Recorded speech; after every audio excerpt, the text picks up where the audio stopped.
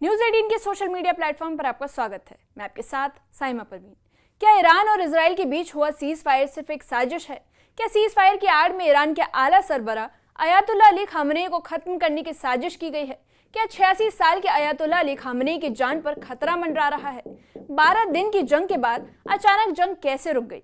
अब इस पर पश्चिमी मीडिया ने बड़ा खुलासा किया है। दावा किया जा रहा है कि अमेरिका और इजराइल का मकसद खामनेई को रास्ते से हटाना है और इस मकसद को पूरा करने के लिए ही सीज फायर कराया गया। जंग में अब तक 11 परमाणु साइंटिस्ट, 13 टॉप जनरल मारे गए, मगर खामनेई को नहीं मार पाए। क्या बुशहर का एटमी प्लांट बना खलीफा की पनाहगाह? और अगर अमेरिका इजराइल उन्हें मार नहीं पाते तो क्या ईरान बना लोगों का एटम बम? आज हम आपको आसान लहजे में समझाएंगे इस सीज फायर की इनसाइड स्टोरी।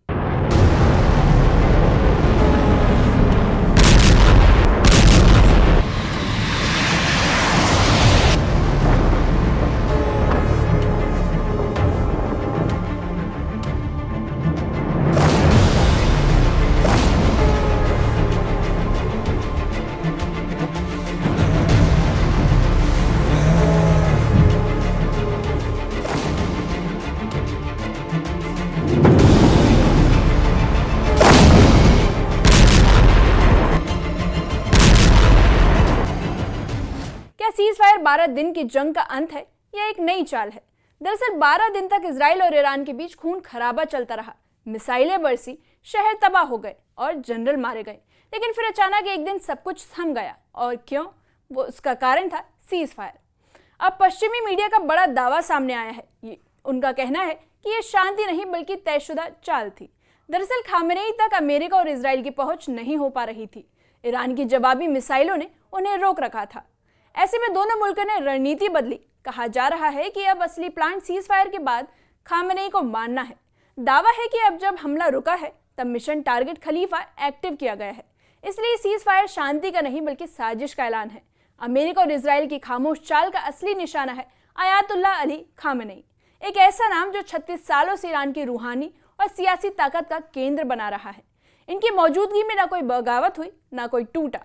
यही बात अमेरिका और इजराइल को चुभ रही है। खुद अमेरिकी प्रेस सचिव कैरोलिन लेविट ने बताया कि अगर खामनेई ने परमाणु हथियार बनाने का आदेश दिया तो ईरान 2 और 3 हफ्ते में एटम बम बना सकता है। यानी अमेरिका और इजराइल को डर से परमाणु से नहीं बल्कि खामनेई की आज्ञा शक्ति से है। इसलिए दोनों देश मानते हैं कि अगर खामनेई को खत्म नहीं किया गया तो ईरान को घुटनों पर लाना नामुमकिन है। यही वजह है कि खामनेई उनकी रणनीति का सबसे अहम टारगेट है। आपको बता दें कि 13 जून को इजराइल ने ऑपरेशन राइजिंग लायन शुरू किया था। अमेरिका के शहर पर चले इस प्लान में 24 घंटों के भीतर 11 परमाणु वैज्ञानिक और 13 टॉप मिलिट्री अफसरों को टारगेट कर मार गिराया गया। ईरान के कई सैन्य और रिसर्च ठिकानों को तबाह कर दिया गया, मगर इस भयानक हमले का असली मकसद थे अयातुल्लाह अली खामनेई। खामनेई को हमले से पहले ही उनके वफादारों ने गुप्त बंकर में शिफ्ट कर दिया। इजराइल और अमेरिका की तमाम इंटेलिजेंस एजेंसियों को उनकी लोकेशन तक नहीं मिली और यही वजह है कि मिशन का दूसरा फेज खामनेई के खिलाफ शुरू किया गया है। यानी अब निशाना सिर्फ एक ही है और वो है अयातुल्लाह अली खामनेई। अब जो दावे सामने आ रहे हैं वो और भी चौंकाने वाले हैं। पश्चिमी मीडिया रिपोर्ट्स कहती हैं कि खामनेई फिलहाल ईरान के बुशहर एटमी प्लांट में छुपे हुए हैं और सिर्फ वही नहीं, वहां रूस के 150 से ज्यादा परमाणु वैज्ञानिक और स्पेशल गार्ड्स भी तैनात हैं। यानी रूस अब ईरान के सुप्रीम लीडर की सुरक्षा का जिम्मा उठा चुका है। यही वजह है कि इजराइल और अमेरिका ने 12 दिन की पूरी जंग में बुशहर प्लांट को एक भी मिसाइल से नहीं छुआ, क्योंकि रूस ने साफ चेतावनी दी थी कि अगर बुशहर पर हमला हुआ तो अंजाम बदतर होगा। इसी प्लांट में 408 किलो संवर्धित यूरेनियम भी छुपा हुआ है। अब सवाल यह है कि क्या रूस की पनाह में खलीफा महफूज है? जैसा कि आप जानते हैं कि 8 दिन से अयातुल्लाह अली खामनेई का कोई पब्लिक अपीयरेंस नहीं हुआ है। ईरानी टीवी पर भी सिर्फ पुरानी रिकॉर्डिंग दिखाई जा रही है। अब सवाल उठ रहे हैं और तरह तरह के कयास लगाए जा रहे हैं कि क्या वे वाकई बुशहर में है या फिर किसी दूसरे देश में। अमेरिका और इजरायली एजेंसियां अब तक उनका कोई सुराग नहीं जुटा पाई। अब ये माना जा रहा है कि वो किसी न्यूक्लियर बंकर में छुपे हैं, जहां तक पहुंचना बेहद मुश्किल है। कुछ एक्सपर्ट्स का ये भी मानना है कि हो सकता है कि वो रूस की मदद से किसी तीसरे मुल्क में ट्रांसफर हो चुके हैं। इसी बीच इजराइल के डिफेंस मिनिस्टर इजराइल काट्ज ने बड़ा कबूलनामा किया है। मीडिया से बातचीत के दौरान उन्होंने साफ कहा कि अगर खामनेई हमारी पहुंच में होते तो हम उन्हें कब का मार देते। काट्ज ने यह भी कहा कि इजराइल को किसी से इजाजत की जरूरत नहीं, यानी खामनेई की हत्या अब खुलेआम टारगेट है। ये बयान बताता है कि मिशन कितना आक्रामक है, मगर इसी में इजराइल की सबसे बड़ी नाकामी छिपी है।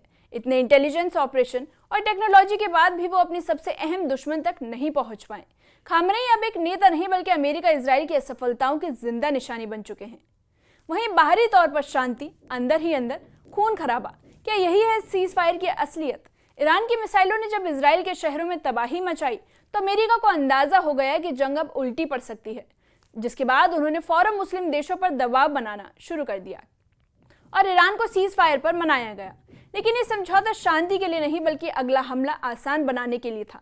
जैसे ही हमला रुका, अमेरिका और इजराइल ने खामनेई को मारने का ऑपरेशन दोबारा एक्टिव कर दिया। सीज फायर सिर्फ एक पर्दा है जिसके पीछे चल रही है सबसे खतरनाक साजिश। आपको बता दें कि ईरान में कोई भी न्यूक्लियर प्रोजेक्ट तभी चालू हो सकता है जब खामनेई उस पर दस्तखत करे। इसलिए अमेरिका और इजराइल का डर है कि अगर उन्हें नहीं मार पाए तो वो बचे हुए वैज्ञानिकों से एटम बम बनवा सकते हैं। इसलिए वो उन्हें एटमी बटन कह रहे हैं, यानी जब तक खामनेई जिंदा है ईरान परमाणु खतरा बना रहेगा। उन्हें हटाए बिना अमेरिका और इजराइल ईरान को कंट्रोल नहीं कर सकते। इसलिए अब रणनीति साफ है कि अब टारगेट सिर्फ खामनेई है। ये पूरी लड़ाई यूरेनियम और परमाणु हथियार की है। दरअसल ईरान का 408 किलो संवर्धित यूरेनियम अब अमेरिका इजराइल के लिए सबसे बड़ा सिरदर्द बना हुआ है। ये वही यूरेनियम है जिसे कुछ ही हफ्तों में परमाणु हथियार बनाए जा सकते हैं। माना जा रहा है कि इसे बुशहर एटमी प्लांट में छिपाया गया है, मगर अमेरिका इजराइल वहां हाथ तक नहीं डाल पाए क्योंकि रूस ने साफ धमकी दी थी। अब सवाल ये उठता है कि क्या यूरेनियम वाकई महफूज है या किसी और देश में ट्रांसफर हो चुका है। जब तक इसका जवाब नहीं मिलेगा तब तक हर मिसाइल, हर ऑपरेशन अधूरा रहेगा। वहीं 17 जून से पहले ईरान ने जिस तरह से मिसाइलों की बारिश की, उसने इजराइल को झकझोर कर रख दिया। तेल अवीव, हाइफा और बेरशेवा जैसे शहर बुरी तरह तबाह हो गए। बैलिस्टिक और हाइपरसोनिक मिसाइलों ने इजरायली डिफेंस को चकमा दे दिया। ऐसे में इजराइल और अमेरिका के सारे ऑपरेशन ठप पड़ गए और इसी बीच खामनेई को टारगेट करने का प्लान रोकना पड़ा। अब यही मिसाइल हमले अमेरिका की रणनीति बदलने की असली वजह बने। जंग को रोककर अब वो खामनेई पर फोकस करना चाहते हैं। अब आपको बता दें कि कुछ जानकारों का यह भी मानना है कि इस पूरे ऑपरेशन से पहले खामनेई को सब पता था। वो जानते थे कि जंग के बहाने उन्हें टारगेट किया जाएगा। शायद इसलिए उन्होंने खुद को सबसे पहले गायब करवा दिया। वो गायब हुए, दुनिया उन्हें ढूंढती रही और अमेरिका इजराइल जाल में फंसते चले गए। अब सवाल यह है कि क्या खामनेई पूरी स्क्रिप्ट पहले से ही समझ गए थे? क्या ये उनकी चाल थी ताकि वो परमाणु हथियार का रास्ता साफ कर सके? एक बात तो तय है कि दुश्मन जितना ताकतवर हो, खलीफा उतना ही चालाक साबित हुए हैं।